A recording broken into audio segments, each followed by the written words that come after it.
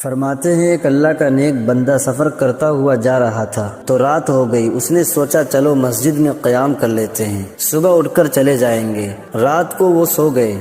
جب تہجد کے وقت اٹھے تو لگا تہجد پڑھنے، تو دیکھا کہ مسجد میں سے رونے کی آواز آ رہی ہے۔ غور سے دیکھا بندہ کوئی نہیں، رو کون رہا ہے؟ جب غور کیا تو دیکھا مسجد ہی رو رہی ہے اور یہ بددعا کر رہی ہے، یا اللہ جس طرح بستی والوں نے مجھے ویران کیا ہے تو ان کے گھروں کو ویران کر دے۔ فجر کا وقت ہوا، اس نے دیکھا نہ کوئی اذان دینے والا آیا اور نہ کوئی نماز پڑھنے والا آیا۔ سمجھ گئے یہ مسجد کی ہی بددعا ہے۔ صبح اٹھے اور گاؤں کے اندر جا کر لوگوں کو دعوت دی، نیکی کی اور یہ کہا میں نے ایسی رات آواز سنی ہے، تم مسجد کو آباد کرو، کہیں ایسا نہ ہو اس کی بددعا لگ گئی تو تباہ و برباد ہو جاؤ گے۔ انہوں نے مسجد کو آباد کر دیا، اذان ہونے لگی، نمازیں ہونے لگی، قرآن پاک کی تلاوت شروع ہو گئی، مدرسہ کھل گیا، مسجد آباد ہو گئی۔ وہ اللہ کا نیک بندہ پھر کچھ عرصے کے بعد وہاں سے گزرا، سوچا چلو آج رات پھر میں مسجد میں قیام کرتا ہوں۔